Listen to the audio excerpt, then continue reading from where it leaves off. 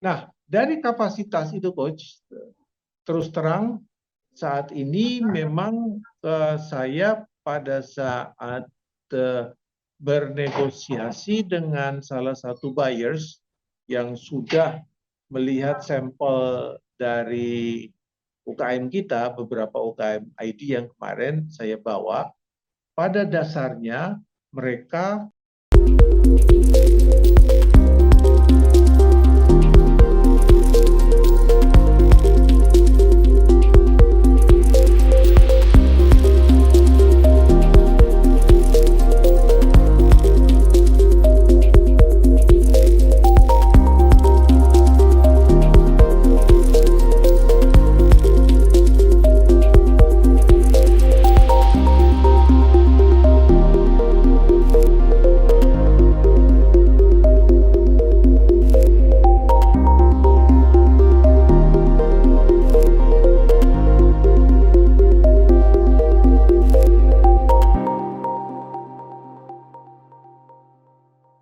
Hari ini kita akan ada foto session dengan Rudy Yanwar. Ikutin ya.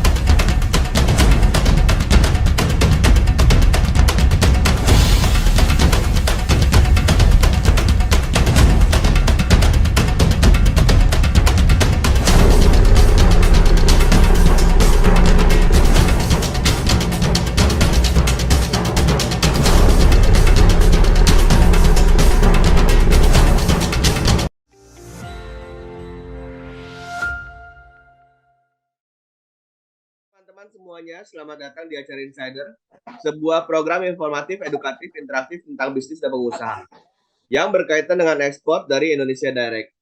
Dengan harapan dapat menjadi inspirasi yang bermanfaat dan berguna untuk teman-teman semuanya. Terima kasih kami ucapkan kepada TV Desa sebagai media partner yang menyiarkannya secara live via satelit Risat, aplikasi Genflix, dan YouTube yang sangat mendukung Indonesia Direct dalam program pelatihan dan pemasaran produk potensial UKM kita. Pada kesempatan ini kami sangat bangga mempersembahkan dengan Pak Habib Mukseng Asgaf dengan tema untuk UKM melalui ekspor ke Saudi Arabia. Dan tentunya dengan saya sebagai Rudy Yanwar sebagai moderator founding partner Indonesia Direct. Semoga sharing pada sesi ini dapat berguna dan bermanfaat untuk teman-teman semuanya. Kami persilakan waktu dan tempatnya kepada Pak Habib untuk mulai acara ini. Silakan Pak Habib. Ya, baik. Terima kasih Pak Rudi, sahabat saya yang selalu menemani saya tiap minggu. Apa kabar pada minggu ini, Coach? Siap. Baik ya. Ya. Bagaimana kegiatan Coach? Semakin rame? Yes. Betul sekali. Ya, di Jakarta kayaknya pandemi juga sudah mereda Coach ya. Dan nggak ada betul. Social distance lagi dan semua kegiatan sudah kayaknya kembali ke normal. Iya, betul. Demikian, maka bisnis pun bisa mulai berjalan, termasuk ke bisnis kita, para UMKM, untuk kita tingkatkan ke level yang lebih tinggi, di mana Indonesia Direct memang sering sangat fokus untuk mengangkat teman-teman kita ke pasar global. Di antaranya, seperti tadi yang Coach Rudy sudah sampaikan, kita ingin mengangkat UMKM ke Arab Saudi. Nah, pasar Arab Saudi ini cukup unik, Coach. Tahu nggak kenapa unik? Kenapa tuh, Pak? Ya, karena yang pertama, dia pasarnya cukup besar. Ya, jumlah penduduknya puluhan juta. Bahkan statistik terakhir, coba Coach lihat saat ini, jumlah penduduk Saudi sudah ada di angka berapa ya, Coach? Sebelumnya populasinya kalau nggak salah sekitar 24 jutaan. Ya, saat 34 juta? saat ini sudah 34 juta, berarti sudah naik lagi 10 juta. Nah, uniknya dari angka itu kebanyakan walaupun enggak mayoritas adalah para pendatang, para diaspora, para ekspatriat, dan lain sebagainya. Dan yang lebih unik lagi, hampir 2 juta pendatang setiap tahun, baik berupa turis yang tinggal di sana, yang kerja di sana, itu 2 jutaan itu berasal dari Indonesia, Coach. Jadi cukup banyak sekali orang Indonesia di sana. Ini menyiratkan satu hal, Coach, apa? Yaitu bahwa pasar Saudi untuk produk-produk Indonesia itu gede banget. Karena orang Indonesia sendiri sangat butuh itu. Dan orang kita pun banyak yang naik haji, banyak yang umroh, banyak yang kerja, banyak yang aktivitas lainnya, sekolah, dan lain sebagainya itu di Arab Saudi. Dan mereka tentunya juga butuh konsumsi, dan salah satu konsumsi yang dapat kita bawa ke sana adalah konsumsi dari UKM-UKM kita, terutama dalam hal makanan dan minuman. Gitu, Coach. Itu sangat gede banget. Jadi misalnya, Pak, kebetulan saya awal September ini sempat ke Arab Saudi dan membawa beberapa produk dari teman-teman kita UKM yang ada di Indonesia Direct ke sana, Coach. Dan sambutannya cukup bagus. Dari situ kemudian kita berbicara tentang bagaimana mengangkat produk-produk teman-teman yang ada. Karena pada saat saya datang, itu saya baru fokus di beberapa titik saja, di satu kota saja. Pada saat itu saya baru memilih kota Mekah sebagai sasaran saya untuk mencoba masuk ke pasar produk-produk untuk UKM kita, Coach.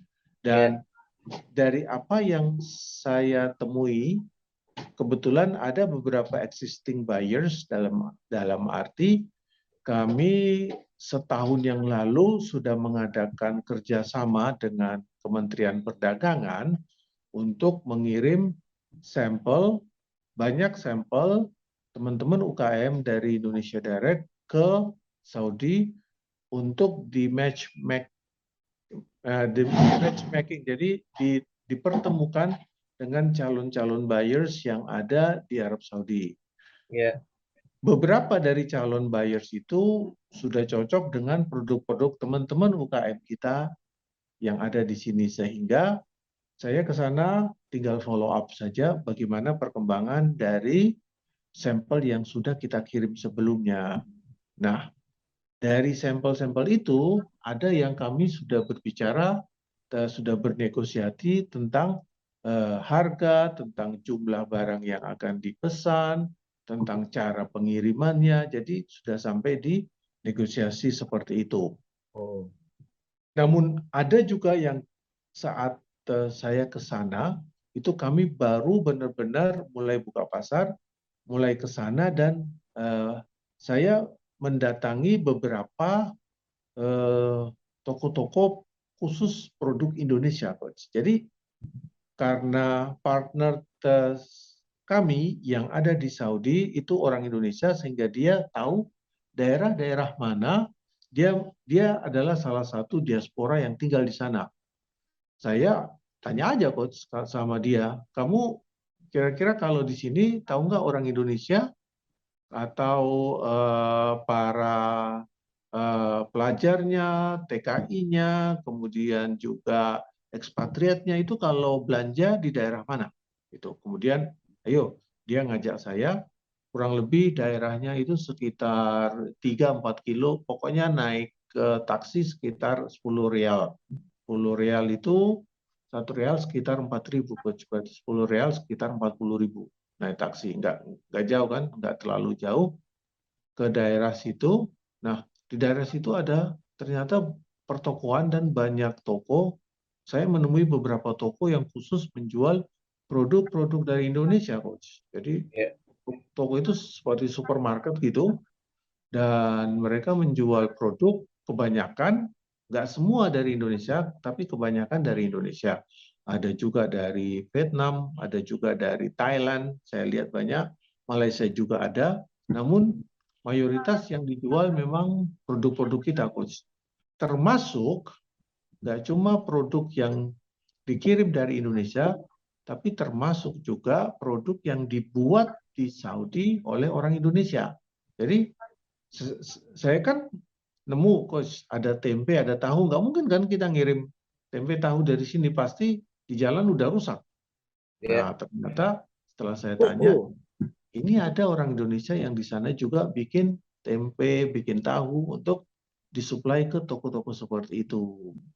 Nah, jadi ini menggambarkan tentang betapa besarnya pasar produk yang ada di sana untuk barang-barang kita, Coach. Gitu. Jadi luar biasa besar, dan potensinya ada untuk UKM kita masuk ke sana, berjualan di sana, memasarkan di sana. Saya kemudian menemui manajer tokonya, saya tanya, ini kamu selama ini dapat produk-produk ini dari mana?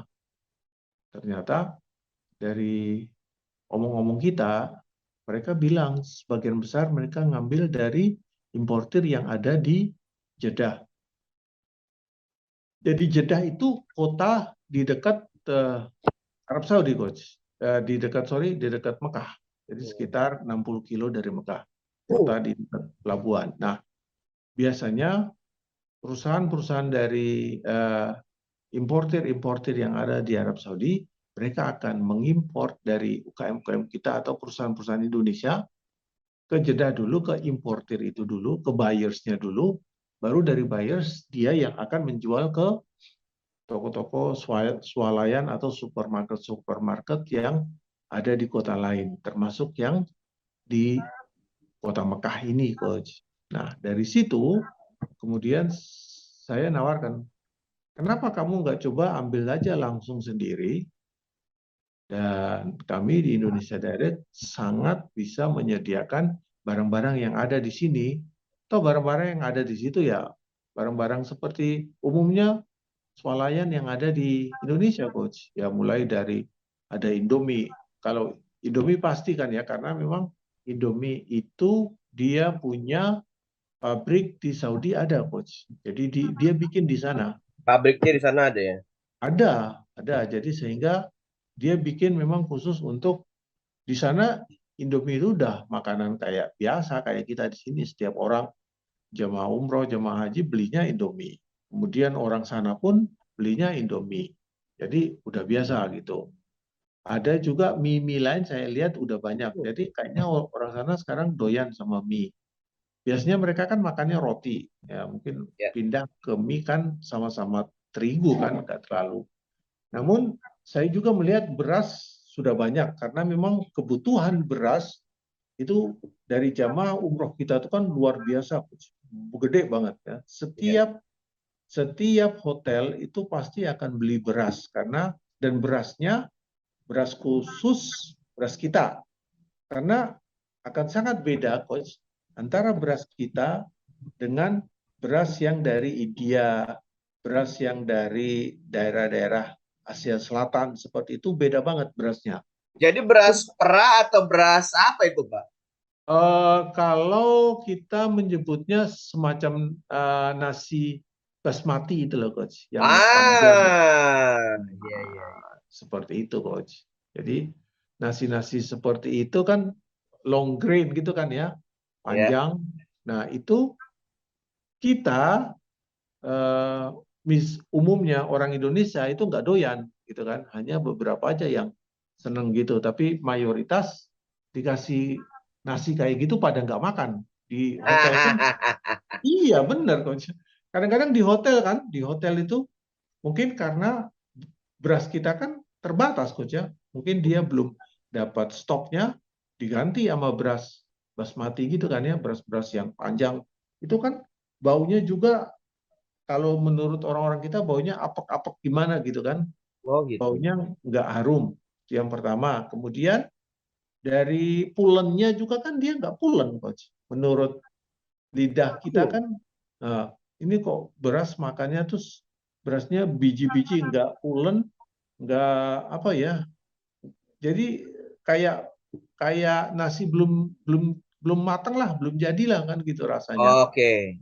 Oh, orang kita pada nggak doyan makan itu. Nah, ini kan kesempatan. Jadi beras, saya sempat ketemu dengan kepala ITPC di sana, dan Oh, dari obrolan kita, memang beras sudah mulai masuk ke pasar Arab Saudi lewat importir-importir yang ada di Jeddah. Jadi mulai diimport dari Indonesia. Jadi ada beras sudah ada, cuma memang kualitas tertentu. Jadi nggak semua tipe beras bisa masuk ke sana. Dari pemerintah Saudi pun memfilter, membatasi harus beras yang lolos kualitas ini. Itu yang belum saya tanyakan ke importir maupun ke ITPC kita. Nah, besok rencananya saya akan berangkat lagi ke Saudi, akan saya follow up masalah itu, Coach. Masalah apa saja produk-produk yang kemarin sudah, kan waktu saya ke toko-toko itu, saya langsung tanya, kamu sebenarnya butuh apa? Nah, mereka bilang butuhnya banyak, mulai dari butuh apa namanya makanan mentah, misalnya apa namanya makanan yang belum diolah gitu kan ya, Coach ya. ya. Ya, seperti mulai dari kayak beras tadi, kemudian makanan mentah lainnya yang sering dibawa ke sana itu, misalnya yang apa, kalau kayak bahan-bahan makanan ini, Coach, kayak apa namanya eh, kapulaga, kayak jinten, ketumbar, gitu-gitu kan. Itu banyak. Kemudian juga ada makanan yang sudah jadi, eh, seperti kerupuk, keripik, kemudian juga banyak jamu juga, beberapa, bukan Ya. jamu ya, tapi apa namanya, herbal-herbal gitu kan, Coach. Jadi akar-akaran yang di sana juga laku mereka bawa. Nah, kemudian juga ada lagi kacang-kacangan, banyak yang tanya kacang, kemudian bawang goreng, kemudian yang seperti itu, Coach. Ya. Untuk kebutuhan banyak, tapi kapasitasnya berapa kontainer, berapa banyak itu ketahuan juga, Pak, atau gimana ya?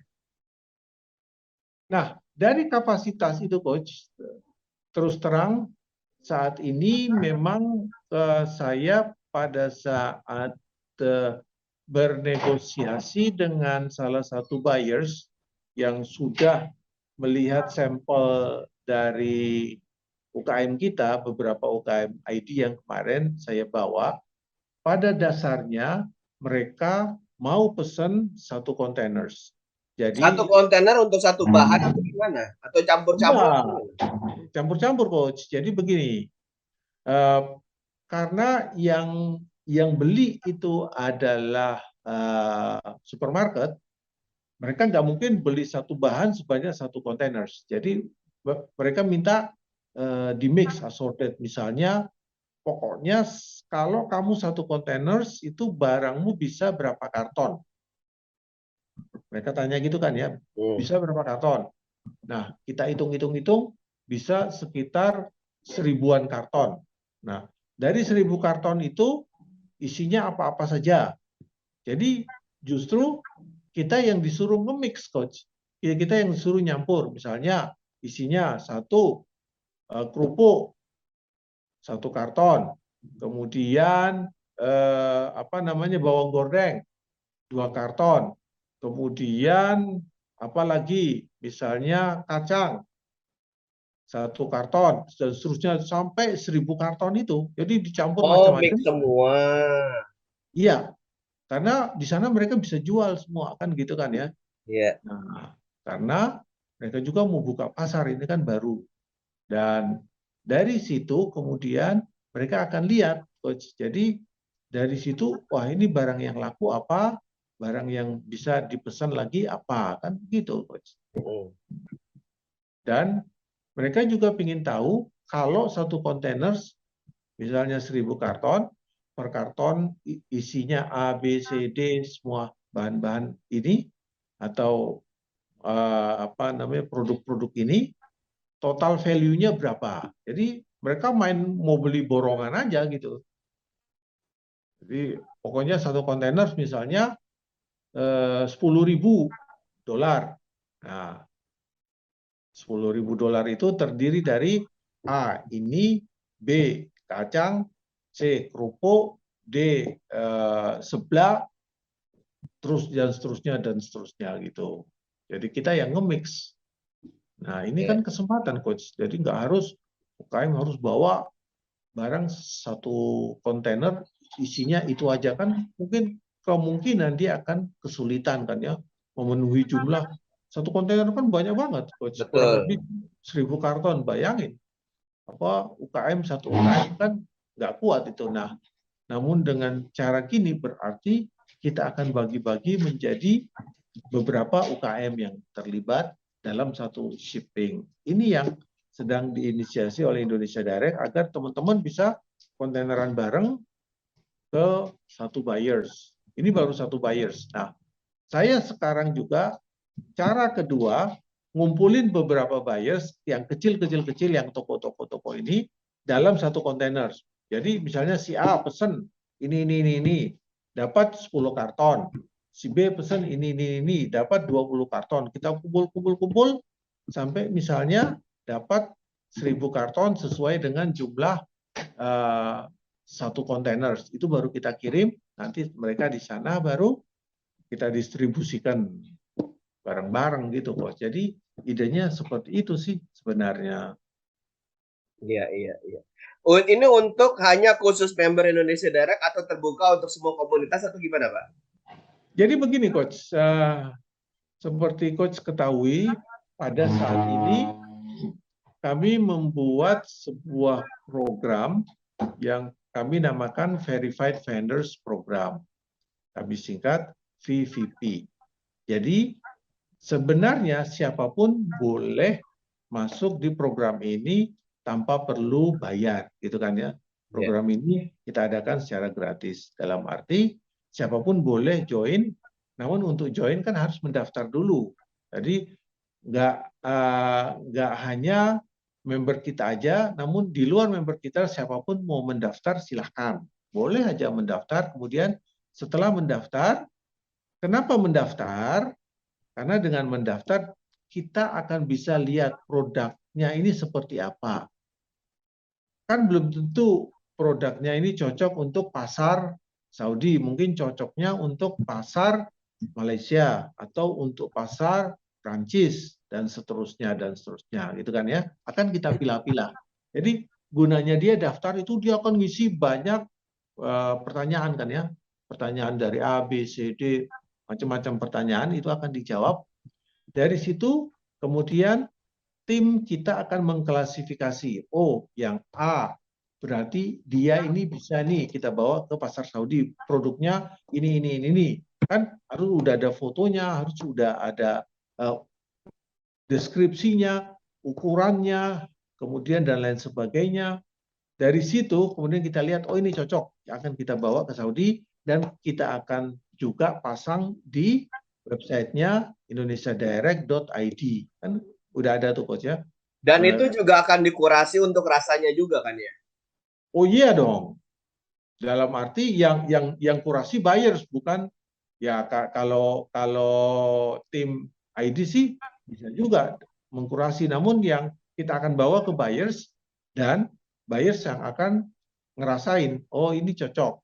Dan kayak yang kemarin kita bawa itu kan memang saya bawa sampel satu koper waktu saya berangkat, satu koper saya bawa sampelnya, Coach. Iya.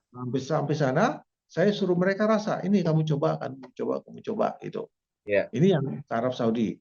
Karena next program kita akan bawa, saya bulan Maret saya akan bawa juga 1-2 koper ke Swiss.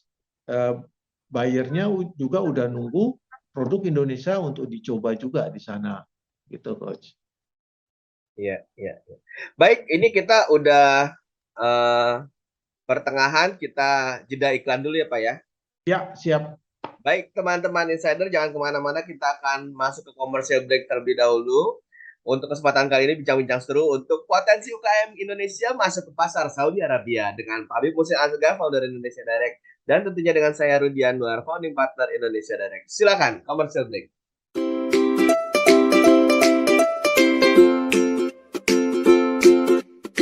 Dapatkan kabar baik dan kebaikan desa dan perdesaan hanya di TV Desa News. Unduh aplikasinya segera. Selama ini jalan-jalan pedesaan masih banyak yang terdiri dari jalan-jalan tanah, sehingga dikala musim hujan sangat tidak layak untuk dilalui. Banyak petani, peternak kesulitan mendistribusikan hasil-hasil pertanian dan peternakan tersebut. Soil stabilizer ini menggunakan pada proses pembuatan jalan tanah. Caranya bagaimana? Jalan-jalan desa yang ada yang selama ini diberi timbunan setebal 20 cm, dicampur dengan semen sebanyak 15-20 kg per kubik, tambahkan dengan 1 kg soil stabilizer, di mix, diaduk, setelah padat dihamparkan, kemudian diberi air secukupnya. Gunakanlah body roller untuk memadatkannya, biarkan 1-2 hari, lindungi dari hujan, setelah itu bisa dimanfaatkan. Informasi lengkap hubungi 0877 200 6311 atau www.jbsoil.tvdesa.id. Pertashop. Keuntungan menjadi mitra Pertashop. Modal yang dibutuhkan sangat terjangkau. Kerjasama yang menguntungkan. Takaran dan kualitas standar produk Pertamina. Harga jual sama dengan SPBU Pertamina. Pertashop, investasi yang menjanjikan. Saya Haji Abdul Hasan, Agus Supriyatna, Haji Aliuddin, Haji Imam Taufik, antara 400 sampai 500 liter. 300 liter per hari. 500 sampai 800 liter. Mencapai 900 sampai 1000 liter per hari. Tertarik berbisnis Pertashop? Hubungi. Halo, kami dari PT Langgeng Karya Teknik. Ada yang bisa dibantu?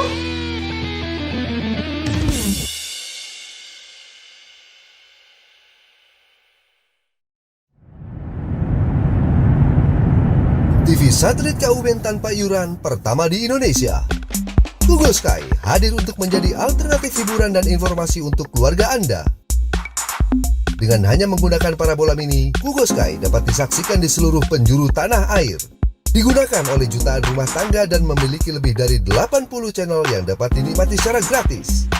Nikmati beragam TV lokal dan nasional.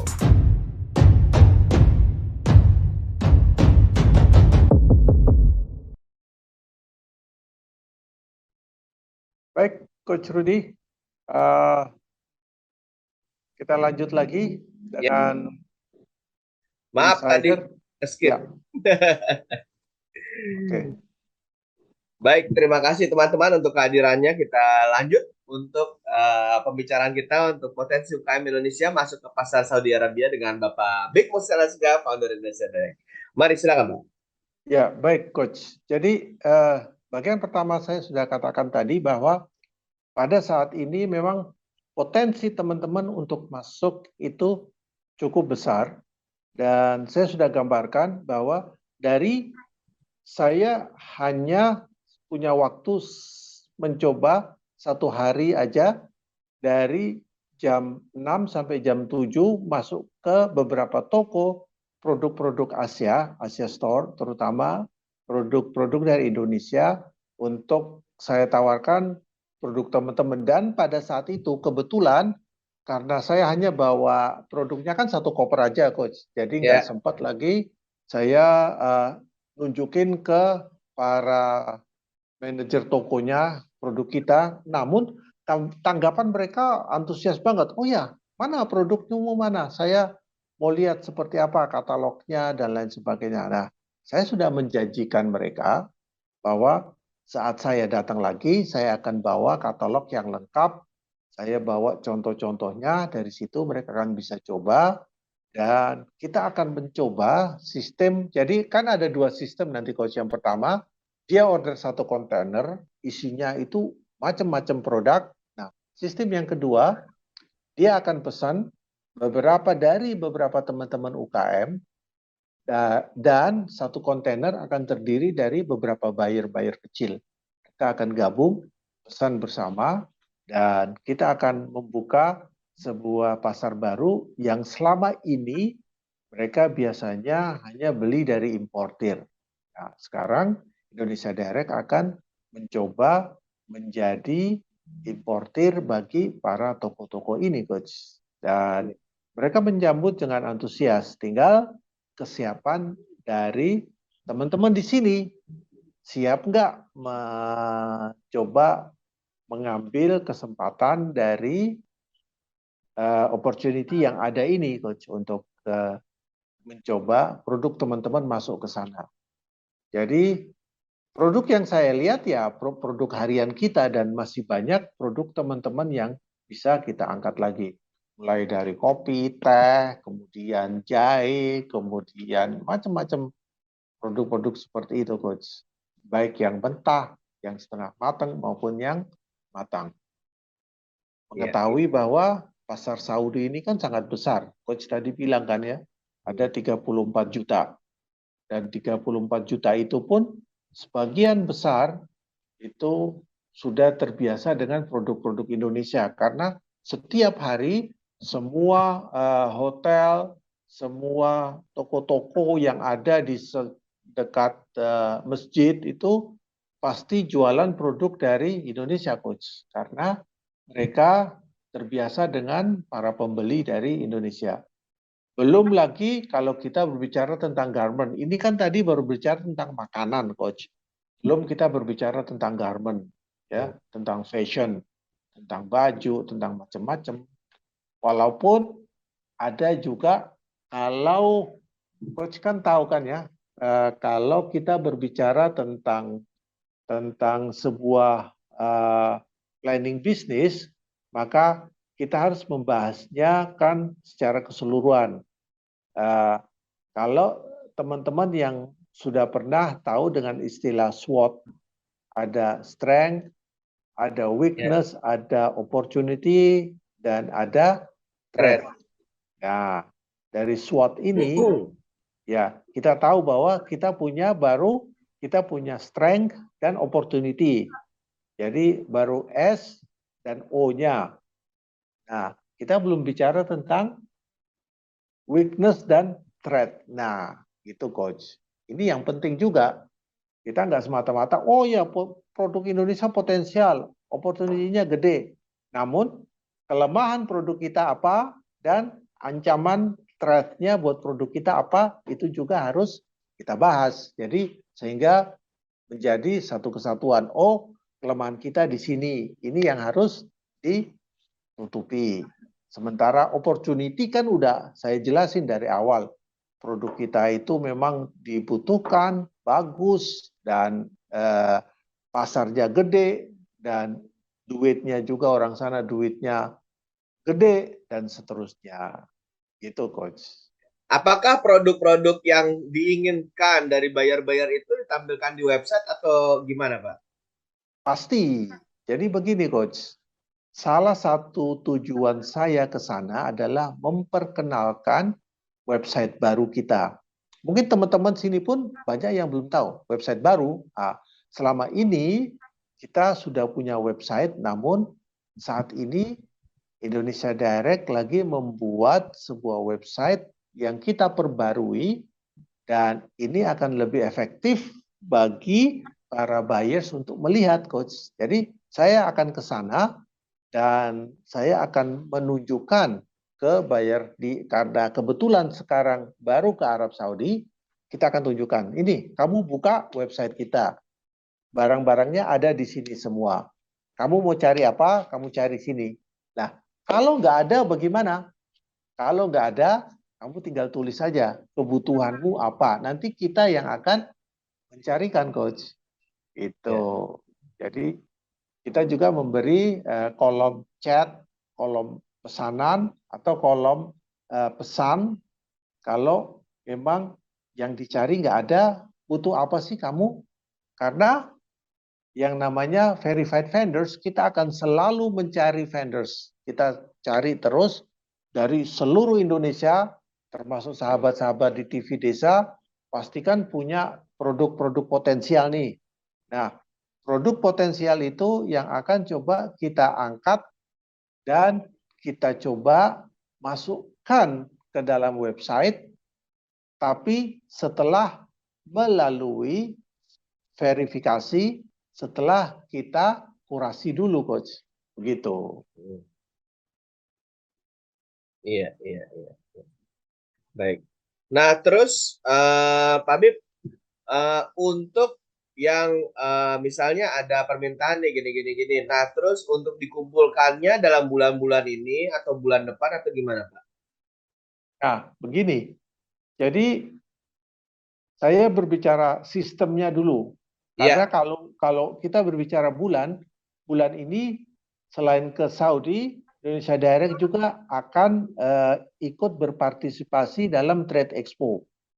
Nah, Trade Expo ini lebih gede lagi, buyer seluruh dunia, para pembeli, para purchasing agent dari seluruh negara di dunia ini banyak sekali yang akan datang ke Jakarta, dan kesempatan kita untuk memperkenalkan website Indonesia Direct dan juga akan memperkenalkan produk-produk vendor kita di event tersebut. Indonesia Direct akan hadir di event tersebut, ikutin berbagai acara business matching-nya, kemudian juga buka stand, kemudian juga kita akan ketemu buyer one on one, kita coba jelaskan tentang Indonesia Direct dan produk-produk UKM kita.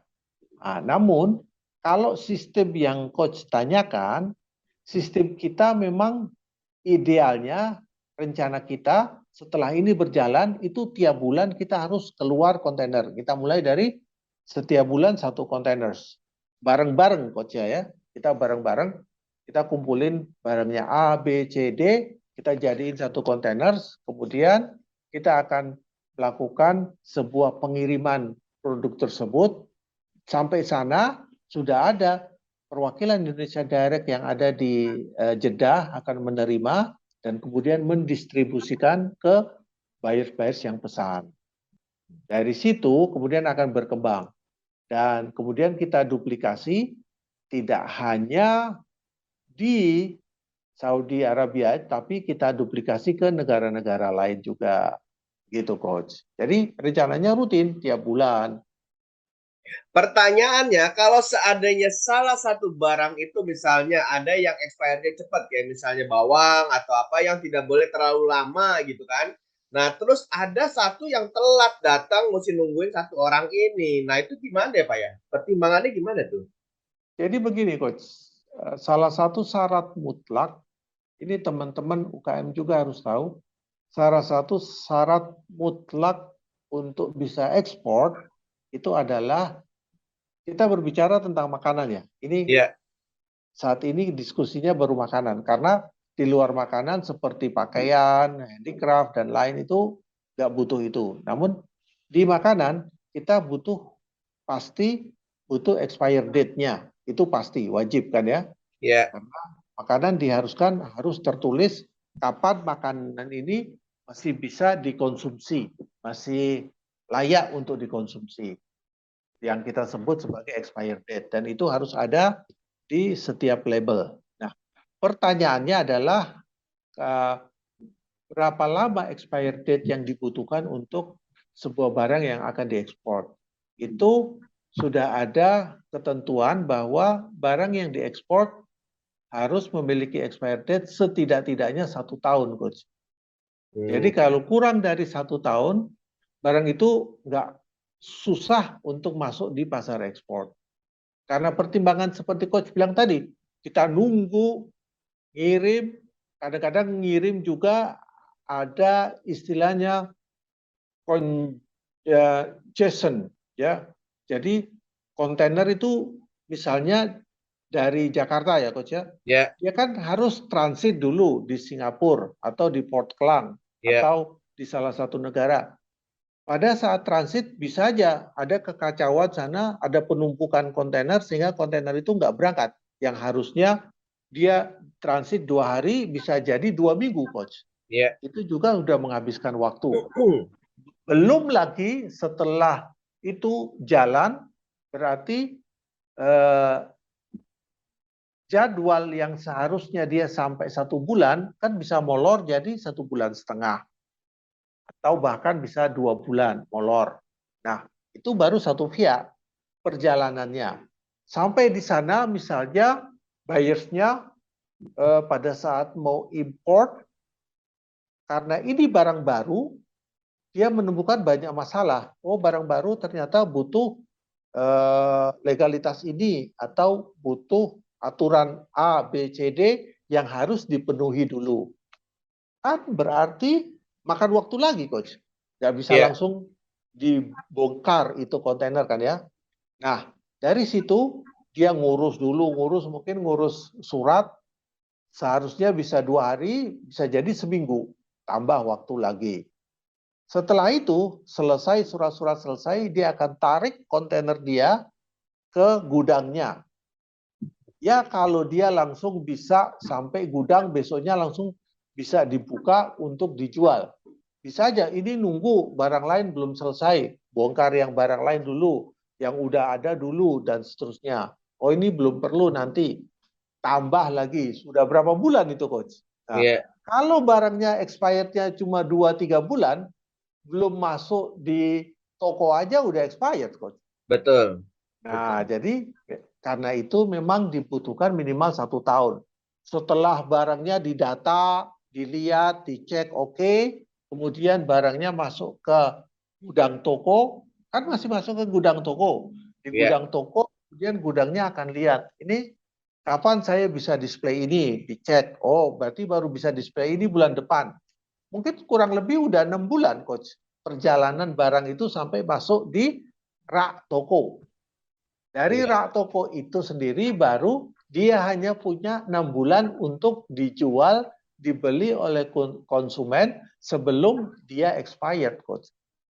Bayangin kalau masa expirednya 6 bulan, dia baru jualan, baru masuk rak toko, besok sudah expired, ya nggak lucu kan namanya, Coach. Iya. Nah, gitu. Jadi karena itulah kita selalu menetapkan 1 tahun sebagai batas minimal sebuah makanan atau jenis-jenis yang berkaitan dengan konsumsi itu bisa diekspor. Kalau kurang dari itu gimana? Kalau kurang berarti UKM harus cari cara gimana bisa membuat makanan itu awet. Ya, bukan berarti pakai pengawet ya, tapi apakah divakum, apakah digimanain biar bahan itu bisa tahan sampai 1 tahun. Iya. Gitu, Coach. Betul.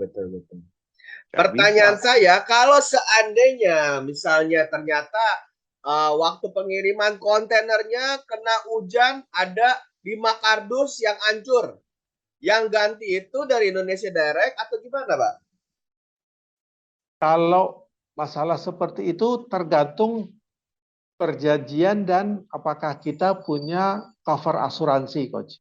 Semua barang ini akan di full di Indonesia Direct? Iya, betul.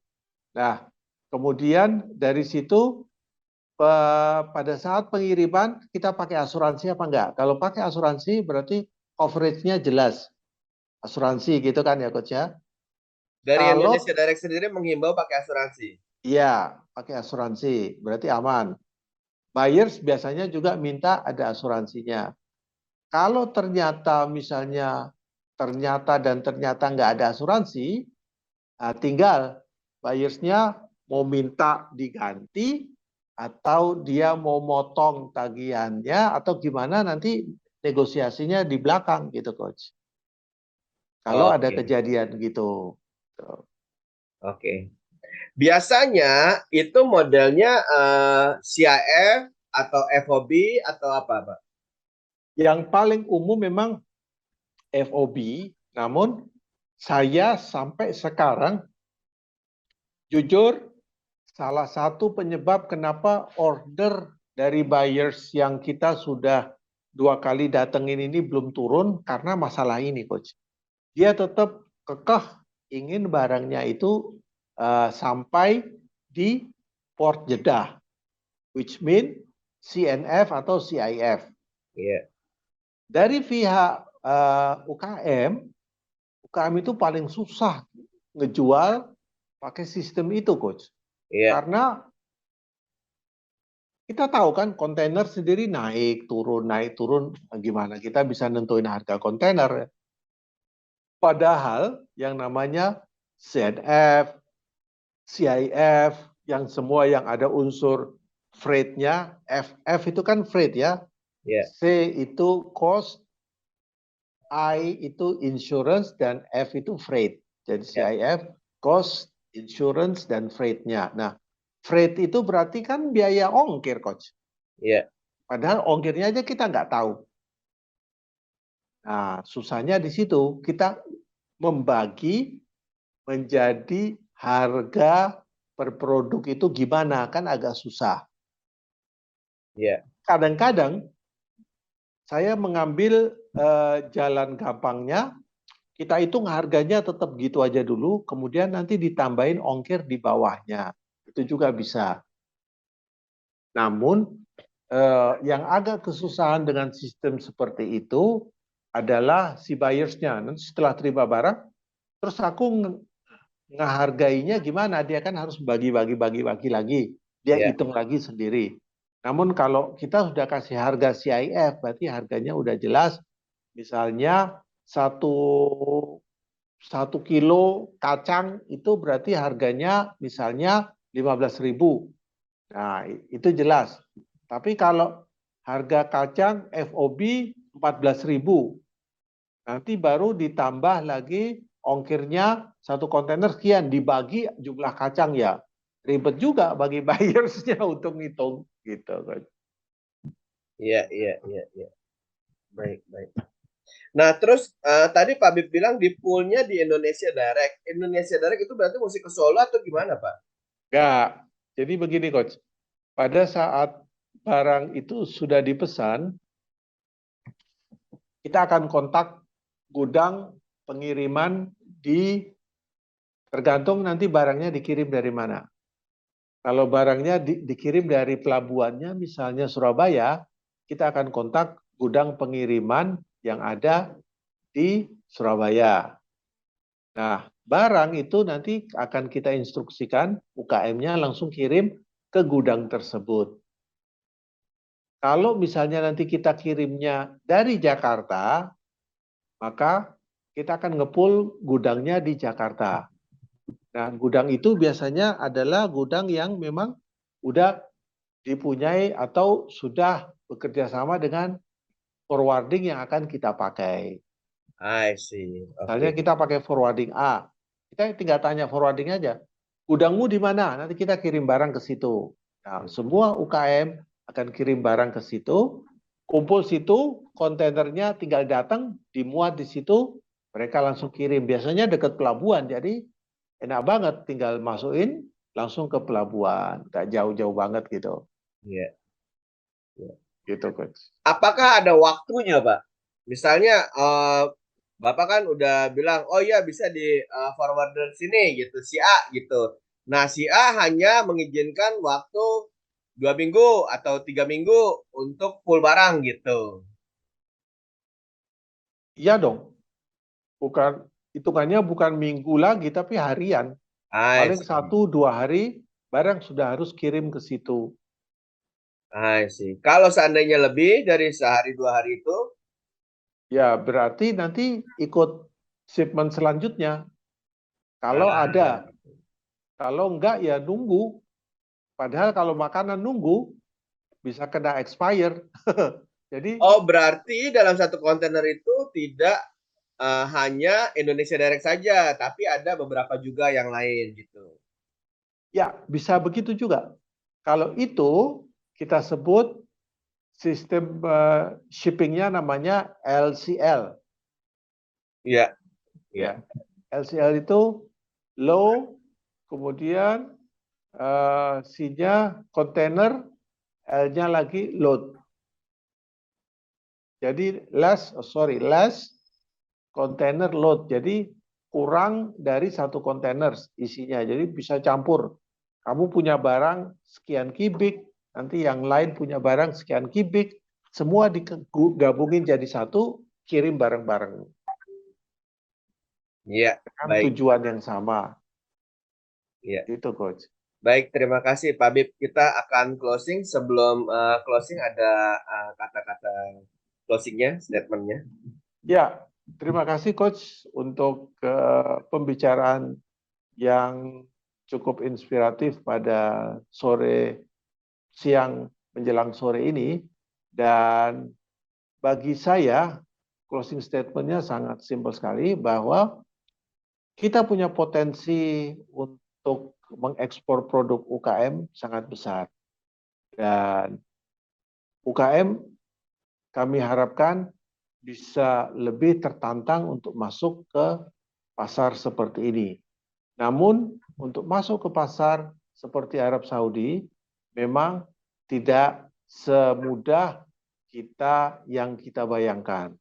Ada tantangan-tantangan yang harus dihadapi, terutama terkait dengan perizinan, terutama terkait dengan persaingan, harga, dan lain sebagainya. Namun tetap semangat, karena opportunity ada, peluang itu ada, dan kesempatan itu ada. Jadi kita wajib masuk ke pasar yang besar seperti ini dengan beberapa hal yang perlu Anda perbaiki. Cara memperbaikinya bagaimana? Ya, salah satunya dengan join di programnya Verified Vendors Indonesia Direct, di mana kita akan memberi saran bagaimana memperbaiki kelemahan yang Anda punyai, bagaimana memperbaiki hal-hal yang belum Anda miliki agar produk Anda bisa masuk di pasar ekspor. Demikian Coach dari saya. Terima kasih.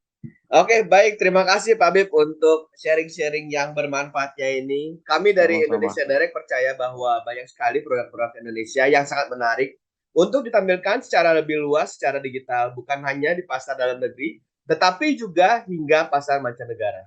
Dan Indonesia Direct merasa perlu mengangkat lebih jauh produk-produk ini melalui platform e-commerce-nya indonesiadirect.id. Bagi teman-teman UKM yang merasa bahwa produknya cukup unik dan ingin ditampilkan dalam program acara Insider Review produk ini, silahkan hubungi tim marketing Indonesia Direct, cs@indonesiadirect.id, atau kunjungi website kami di indonesiadirect.id. Terima kasih teman-teman yang sudah meluangkan waktunya dalam sharing yang menarik ini, potensi UKM Indonesia masuk ke pasar Saudi Arabia. Bersama Pak Bib Musen Assegaf selaku founder dari Indonesia Direct dan saya Rudi Anwar, founding partner Indonesia Direct, yang didukung oleh TV Desa dan Insider untuk live streamingnya.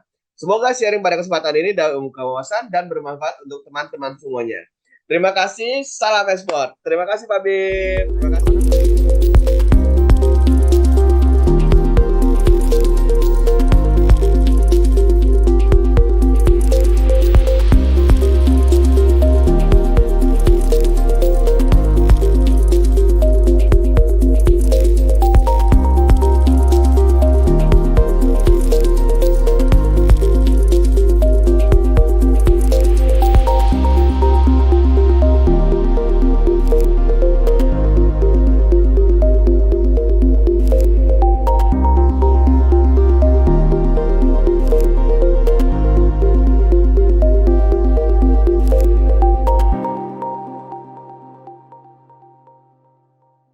Hari ini kita akan ada foto session dengan Rudi Anwar.